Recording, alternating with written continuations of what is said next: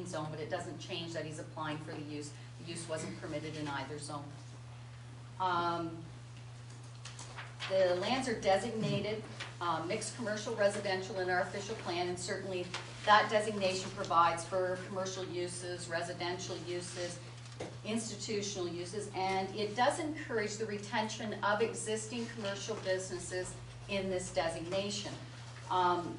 Mr. Henderson located in the building 4 years ago, and when he came forward to ask about an expansion, it was then identified to him that he wasn't a permitted use.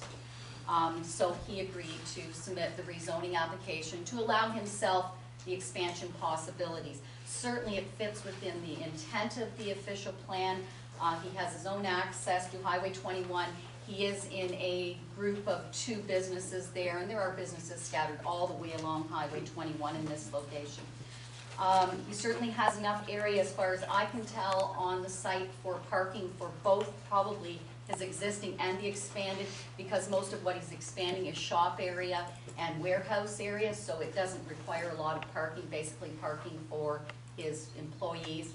A small area at the front of the building, I understand, will be in case he has people come in who want to buy or design a kitchen or talk to him about it. So that will be at a little bit higher rate for parking, but certainly I think he can accommodate probably 20 spaces at the front of the building, so I don't have any concerns with that. The only concern that's been raised on this application was a letter from Corinne Knott about the existing septic system. There is no records, and she's suggesting that any approval be conditional on Mr. Henderson having her do an inspection, or having the county do an inspection, ensure that the septic system there is up to snuff, and if it's not, that it needs to be replaced. And that is what we normally do in all of these applications. This isn't an exception, this is normal practice. It is part of the planning process where we look at the existing septic system. So I certainly, the other thing I want to mention after all our discussion about provincial policy, certainly provincial policy, we talked about employment areas on Tuesday. This is an employment area, and the provincial policy talks about retention of these areas. So Mr. Henderson is retaining a use and improving and expanding a use, and I certainly think that's good for Lantern Shores and Mr. Henderson. So I can recommend to council that we approve the rezoning subject to the existing septic system meeting the current or being replaced if it doesn't. Okay. Does the applicant have anything additional to add? No. Okay. Any members of the public here have any questions or concerns regarding this application?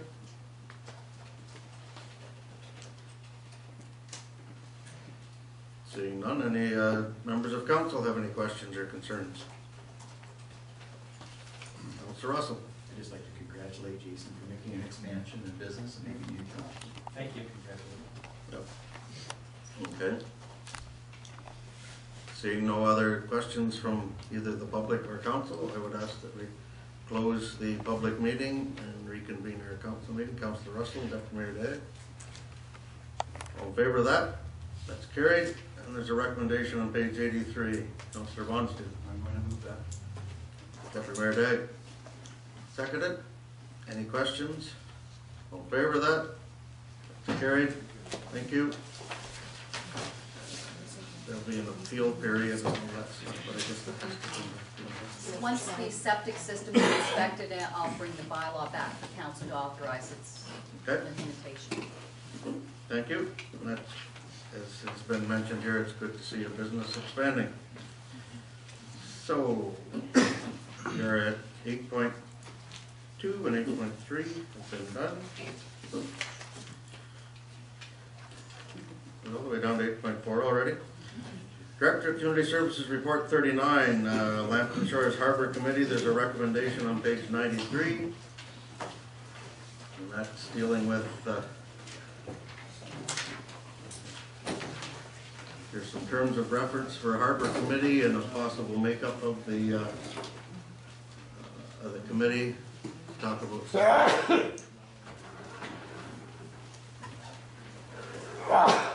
Councillor Russell. Brent doesn't happen tonight. No, we have Jeff here to, no. Janet. Janet. Yes. My only comment is the councillor from the ward upriver, we'll call it on this on. I think what I'm seeing here is I think it's a good setup.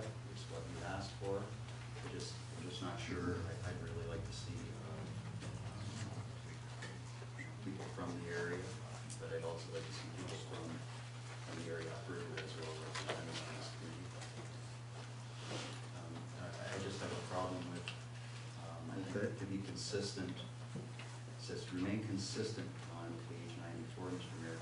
Staff recommends that it's supposed to be undertaken at, you know, and I think he's doing it correctly. That's how we've been doing it. It's been working quite well. I mean, just thank the committee that did a good job and they use citizens with our committee. There's different ways of doing it. All I was just wondering is the discussion we had at the round table over a year ago, one of the things that came out of that was that they weren't being listened to. You know, that for years they've been asking for things to be done. And again, what we're seeing here is that beyond the normal dredging area, again, we're sort of saying, okay, well, you know, that's another area type of thing. And I just like to make sure that they have their fair say. I think the actual investment is going to be more, and I think Councilor McGuire and I talked about this, it's going to be more at the harbor end, there's no doubt about it. But as that came out of that public meeting was the fact that it's a more holistic thing. The whole river is one unit. Just look at your ice management study and it shows that, but we can't pick and choose. You have to look at it as the whole, which is what the study ice management does. And I think what we're asking for here is to have a committee that does the same thing for that boating community. I think that's where we were going with this. So that's the only problem, concern I have with this report. I accepted that proviso that people from the upper river be part of that. If we're going to pick on people we want to put on here, then we should have some upper river people. If I just, when I was reading this through, I thought we were putting this together like the committee did for the economic development, get applications in. The selection committee would be the council reps to make sure that the areas were represented. Is that not part of how this works? Yes.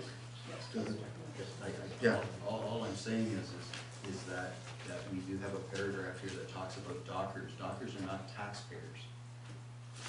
The point that was repeated over and over again in Fort Franks at the open house meeting was Right. they're taxpayers. They didn't feel they were getting a fair representation of their taxes for the maintenance of the river in front of them. And I have to say that I support it 100% and I will continue to do it. I think if you don't say it in here, you know, whatever the people on the committee do and all that, I just think it's very important. There's a gentleman just sitting over there who spoke to us a couple months ago about this issue.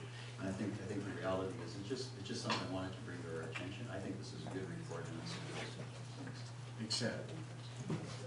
Yeah. except for that. It's got dockers, it's got harbors in there instead of, Well, no, it's got to be holistic. I didn't say it. I think that's, It's not against. It's an inclusion. Councillor Scott? I think the other thing that I wanted to see in here, I think I agree with Councillor Russell there, but I also wanted to see that they looked at finding money ounce-wise than council. Like nowhere in there does it, I mean, like they give a mandate and they do stuff there, but they're not really talking about finding extra money and that boaters that use their boating crafts would have to, you know, possibly have some fee structure in there, because that's part of it too. Like we can as a community